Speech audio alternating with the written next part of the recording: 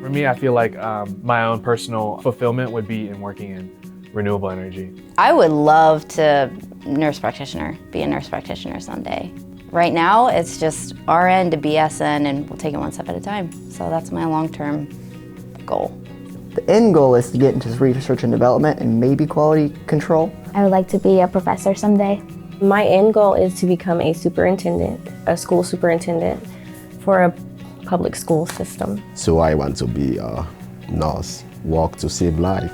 To work at NASA. I know it's a big deal, but I may start working first at Microsoft or Google, then maybe go for NASA, but that's like a big thing.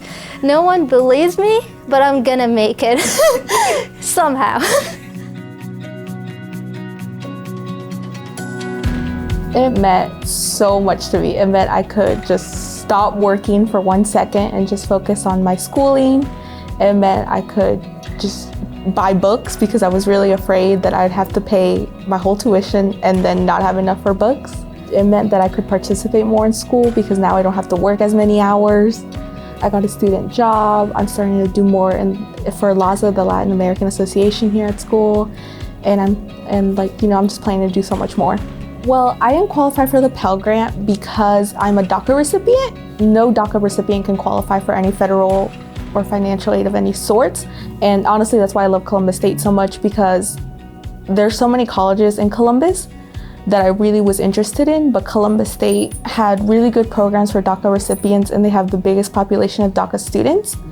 And this scholarship, without requiring the FAFSA, made it so much easier on me, and I can imagine lots of other DACA students too. Well, I was just shocked. I think I cried. Actually, I don't cry. I never cry, but I'm like, holy cow. I think I felt humbled most of all, because people believe in you. And so then I'm like, okay, I really got to do this to make this happen because somebody has invested in me now. It made me want to do better. It gave me value of what I was doing, because a lot of times you don't see very many math majors. You don't really have a community. And by finding these scholarships, it's saying, oh, Ohio is behind you, Columbus is behind you. You have support, keep going. I do let everybody know that I am a felon. I did 18 years in prison. I know a lot of felons get the bad reputation when they get out. And I just like to prove to everybody that, not all felons like that when they get out. They start over, start fresh and clean. And I feel like that I've set a really good example. Since coming to Columbus State, I never made A's until I came to Columbus State. And I've been on the dean's list since I've started.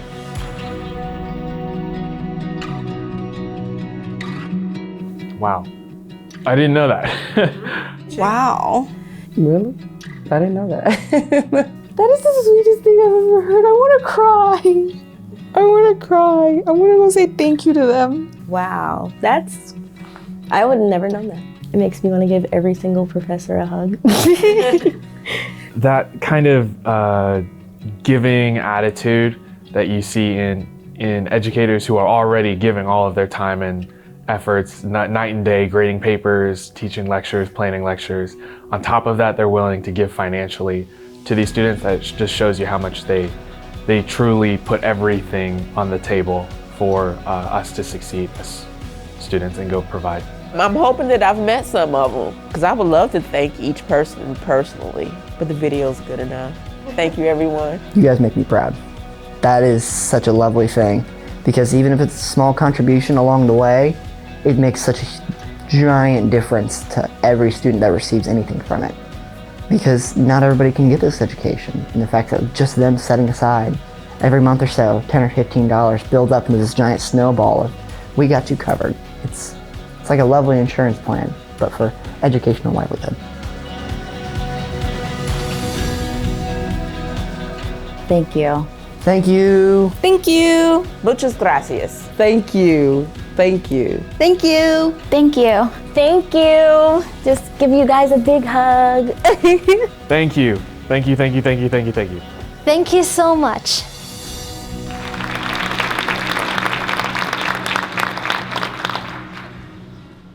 I've done this enough that I should ask to see the video before the night before because I come up here and I'm choked up. Round of applause for the group that put that together. That's amazing.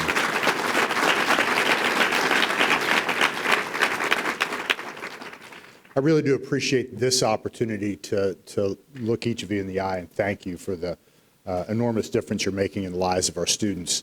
I give a lot of speeches anyway, in the last couple of months and the next month, I'm giving more than I ever have. And one of the things we talk about is the culture at the college and the spirit of student success that permeates through everything we do. And one of the kind of icons of that now, if you will, at least metaphors, is the Mid-Ohio Market. And I've tried to come up with a graphic that is something more than just a picture of the building that really shows the spirit. And the universe, being who the universe is, sent it to us this week in the form of a tweet from a student, and I just want to read it to you. My college has a market where students who live below the poverty line can come whenever they want and take 2 boxes of whatever they need. This is the first time my cabinets have had food in them for almost a year. Thank you for always helping your students, Columbus State. And that's fueled by the spirit that's in this room and by the generosity of your time, talent, and treasure in terms of making sure that we're taking care of our students, not just academically, but holistically. And that doesn't happen everywhere. And it doesn't happen programmatically. It doesn't happen because of a strategy. It happens because of what's in people's heart. And the generosity that these students reflected is incredible. And I just want to thank you personally from the bottom of my heart for certainly opening your wallets, but opening your hearts and making this meaningful in terms of how we do our business each and every day. Thank you. It is my great pleasure to introduce our keynote speaker, Mr. Terrence Brooks, who's our Senior Director of Student Engagement, Leadership, and Inclusion. Terrence has been with us since 2012. He is one of the most gracious leaders that I have the opportunity to work with. One of the things I love about Terrence is he's unflappable. And when you're working in student conduct and in other kinds of situations like that, where you've got folks who aren't at their best, the ability to have somebody who really is a great listener, who's a compassionate leader, and who cares about helping students get to where they want to go, regardless of where they're starting from. We're so lucky to have Terrence with us. One of Terrence's passions, personally, that he's brought to us professionally is with Restored Citizens. And Terrence is active with Restored Citizens initiatives on campus. He established the Changing the Narrative Scholarship in partnership with Central Ohio Restored Citizens Collaborative. And he serves as the education representative on the Franklin County Reentry Advisory Board. I want to join, please join me in welcoming and thanking Terrence Brooks. Good morning, and thank you. It's not very regular that you get to be introduced by the president, so that feels good. Thank you.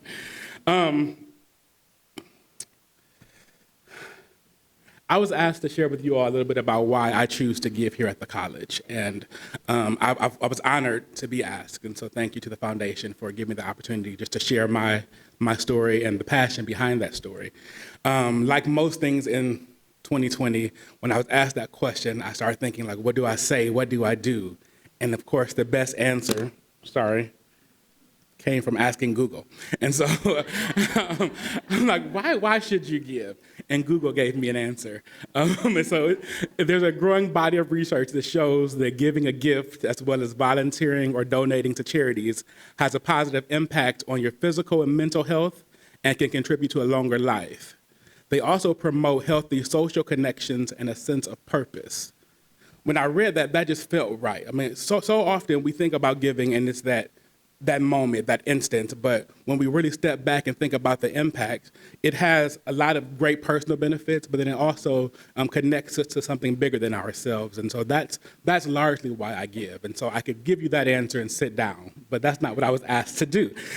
So I'll talk a little bit longer. So first, we just must acknowledge that this picture is amazing. And so my family is central to me, and they always have been. And I'm not sure if you can tell which one might be me, but I haven't changed much, I've been told. But when I was young, there were a few things that were kind of a big deal for me. I knew I loved my family, and I knew that they did everything that they could to provide for us and make sure that we were happy. But in having conversations, no one in my family had been to college. And so it wasn't an example that I knew about what was coming next after like having all this love inside the house. But I was fortunate enough in the first grade to have an amazing first grade teacher that kind of changed my mind. And so in that space, as a young kid, I was inspired to want to be an educator. And so my mom tells me, and I'm a mama's boy, so most of my stories are mom told me. So mom told me that I came home one day in the first grade and said, Mom, I need you to start saving for college because I'm going to be a teacher. And she said that stuck with her, and she knew that although she wasn't sure how she was going to make that happen, that was a pact that she and I had, and I would go to college. And so getting grateful for her because she keeps her promises. I'm going to kind of jump forward a little bit and say that before I tell you the ins and outs about how high school was amazing and all those other things, I did go to college.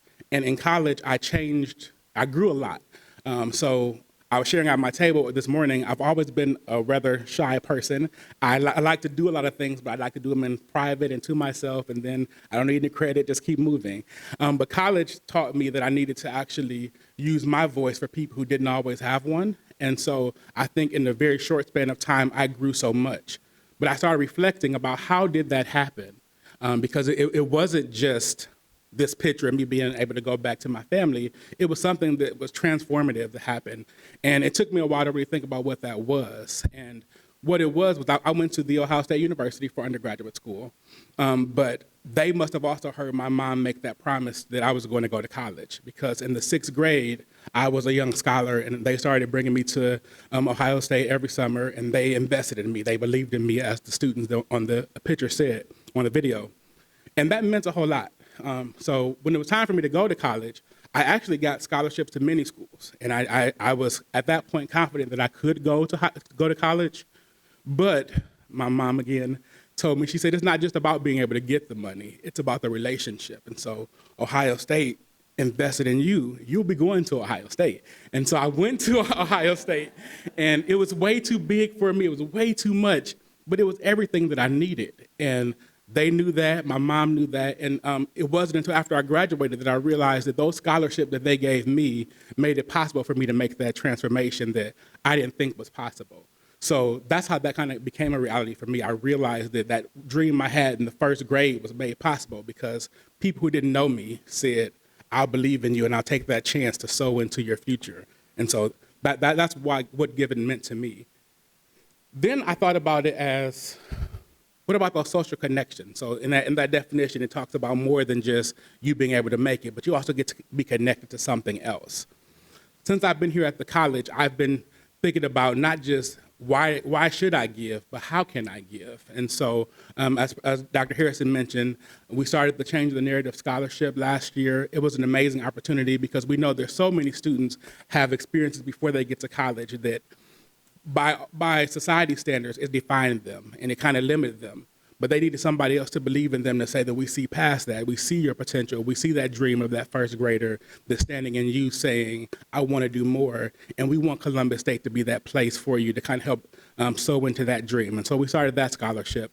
But I've also been able to connect in so many other ways. And so thinking about, it's not just about the money we give, but I get to be a part of the 5K experience as well. And so leading that team to raise money for scholarships in that way as well. Like sometimes it's not just how much you can give, but it's how can you put your energies and talents toward the things that really matter to you and make sure that reflects and benefits our students. But then there's more. I remember that since being here since 2012, I was a part of something larger than myself. And so when I got here, I always talked about how I wasn't sure that higher ed was going to be my landing place where I was going to be forever, but I found home here, and it was perfect for me. But I also realized that there was a culture here that I couldn't shake, and it's a culture of giving. And so when I think about the things that are important here on our campus every day, it's how we give back, how we connect to one another, how do we connect to our larger environment. And so being involved in things like the Day of Service, that's a part of my giving, because passionately I can give to those things that matter. And I know that the place I work, the place that pays me, also tells me to go out there and make that difference. So that matters a whole lot. But also outside of here, I started a nonprofit some time ago, and it's called Rescuing Leftover Cuisine.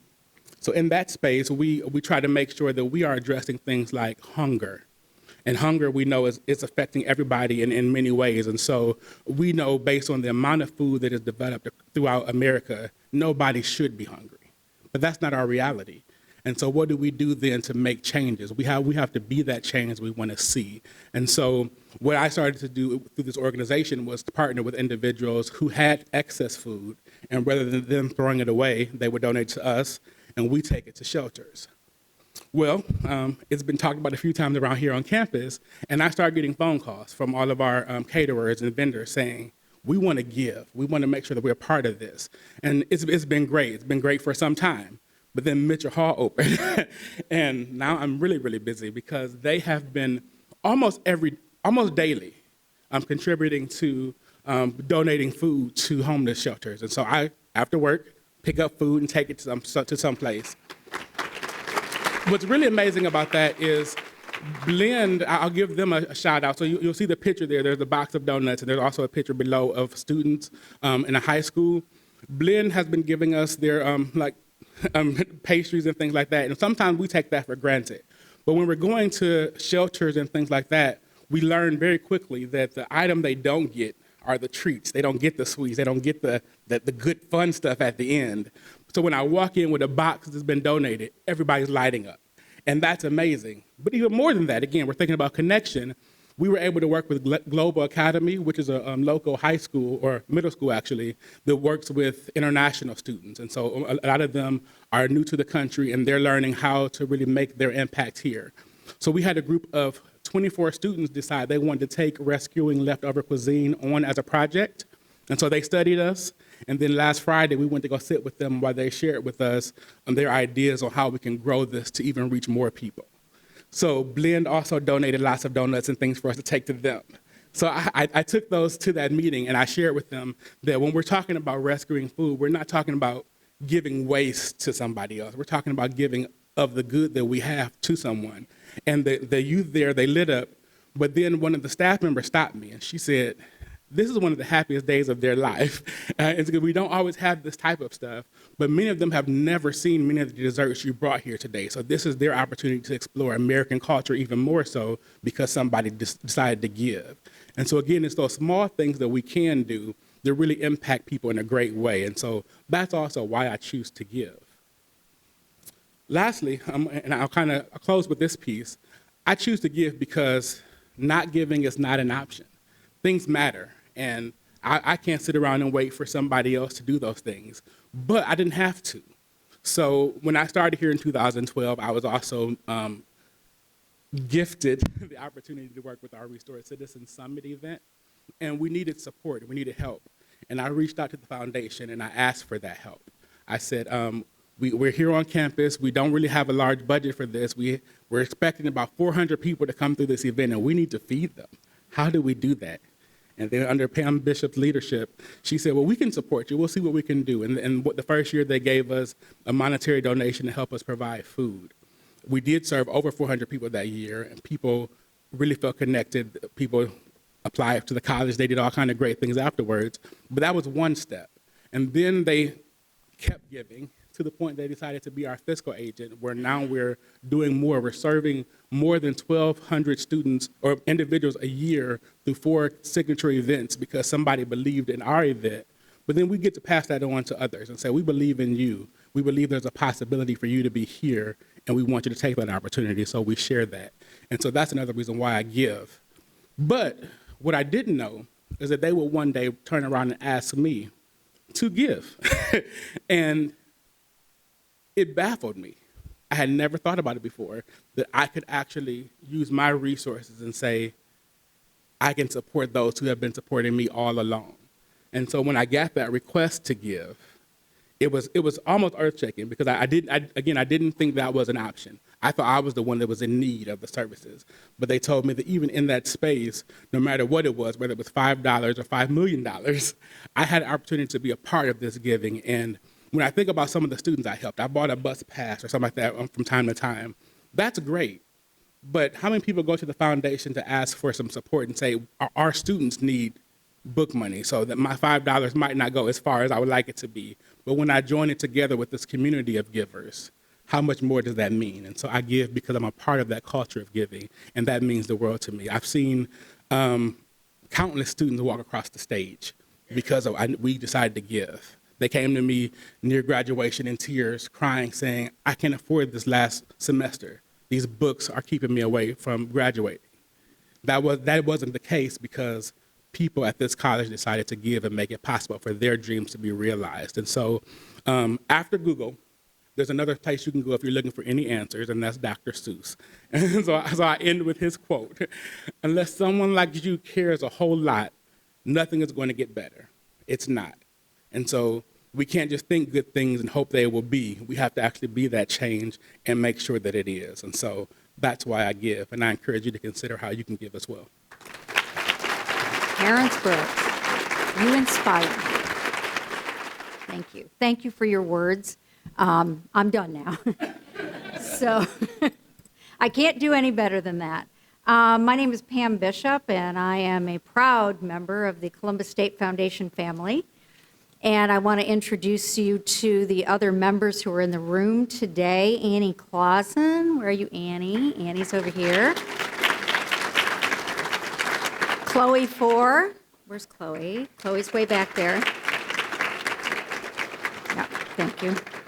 And the mastermind of our employee giving campaign, our strategy in this morning's breakfast, Jessie Jones.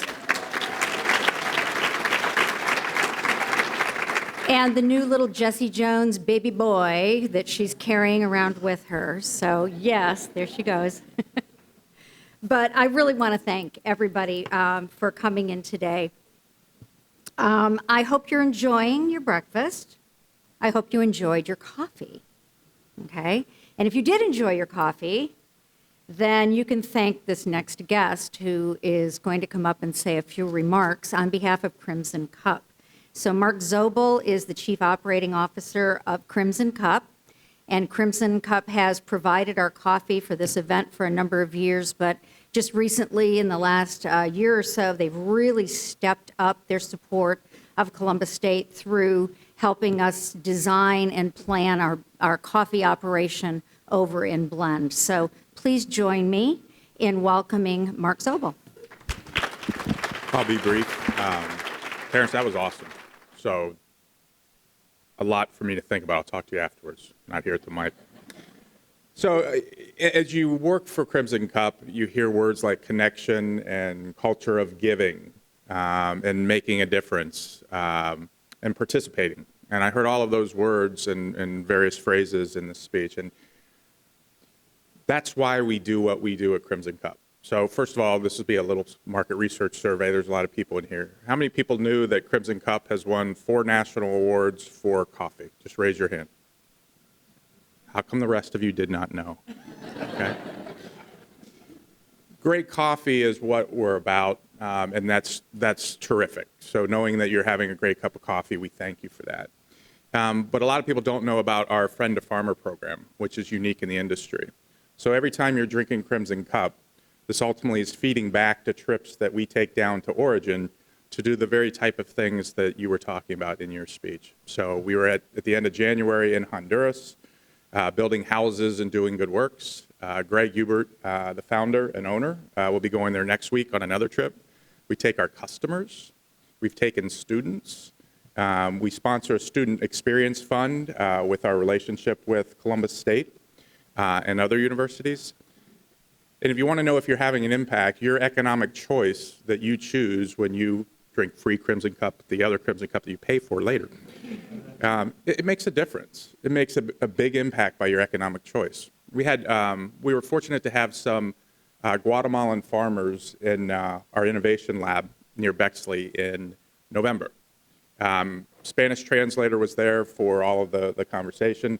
They put a big Excel spreadsheet up because we asked them, in addition to these good works that we do, like what does the impact of Crimson Cup choosing to buy coffee beans the way we buy coffee beans, what does that do for you?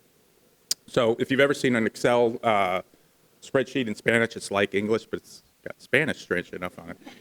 And they're going through literally their profit and loss statement for their business. And there's kind of a line in the middle, and there was one column was labeled Amigo, and the other column was labeled Non-Amigo. I knew that, didn't need the translator for that. So we bought 2 containers, that's 40,000 pounds, so 80,000 pounds of coffee from them in the prior year. And they showed us their revenues, their costs, everything that leads down to the bottom line. And there was a very healthy number, most especially for the region, at the bottom of that column. On the other column, they had 4 or 5 times as many containers, and the number was negative. This is what happens in coffee farming communities, right? So everybody in this room is subsidizing the loss on the other side of the equation they get when they don't get the right price for their beans. So our Friend to Farmer program is part of our DNA and who we are, and we're proud to associate with other members of the community that have that same DNA. So thank you for letting me speak for a couple minutes about Crimson Cup. I hope you enjoyed your coffee, and I hope you realize every time you do make that economic choice that you're making a difference simply by buying your coffee. Thank you. Thank you, Mark. We have some other people to thank today, as we always do, and we love to thank people. But the first group that I would like to thank are our employee ambassadors. So this is just a little bit of the data that we pulled, and some of the people who help us do that are our employee giving ambassadors. So you see their names, and I'm going to ask every one of them to stand up right now as a group so we can all show our appreciation and thank them. Hey, guys.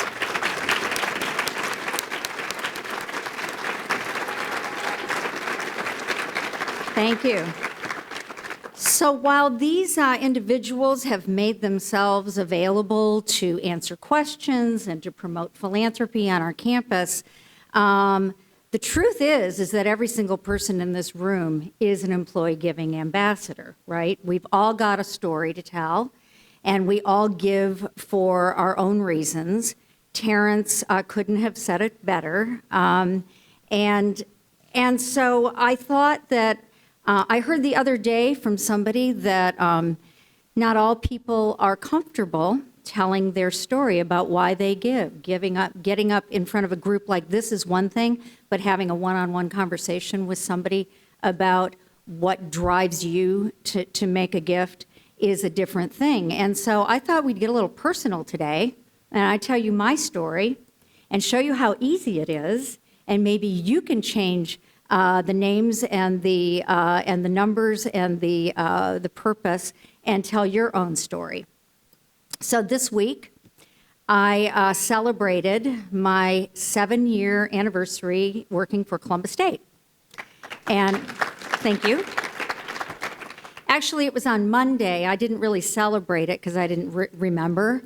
But I got a bunch of dings on LinkedIn, people congratulating me, so that's how I knew. But thank goodness for LinkedIn. But 6.5 years ago, I started making a payroll deduction gift here at Columbus State to the First Generation Scholarship Fund. And so I did the math the other night.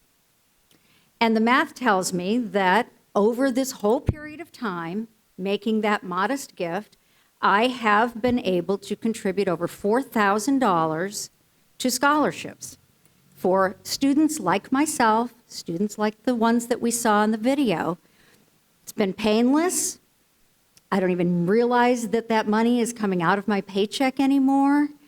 But, I look at that and I think $4,000 is a lot of money, right? $4,000 could pretty much put one student through Columbus State. It could make $4,000, $1,000 scholarships. It could be 8 $500 scholarships. This is something that we can all tell a story about, right? On our own giving. You can do your own math. Now, I don't need to know who those students are that I've helped. They don't need to know who I am, right? What I hope is that those students feel the same way the ones do on this, on the video, that somebody believed in them, somebody invested in them, somebody changed their life, somebody they don't even know. That's good enough for me. So I encourage you to maybe step outside your comfort zone a little bit when talking to other people and really share your own personal story about why you give at Columbus State. So that's the first part of my message today. But there's another group of people that we want to thank as well. There isn't a group on this campus that can better say that they are making Central Ohio stronger than this group of people. So these are people who have been giving to the college for over 20 years, and I wish I'd done the math to figure out how much that is. I mean, Jim Taylor alone has given $1 million, right? But I'm going to ask this group of people to stand up. I will tell you, without even doing the math, it's hundreds of thousands of dollars put together. So please, our 20-plus year donors, please stand and be recognized.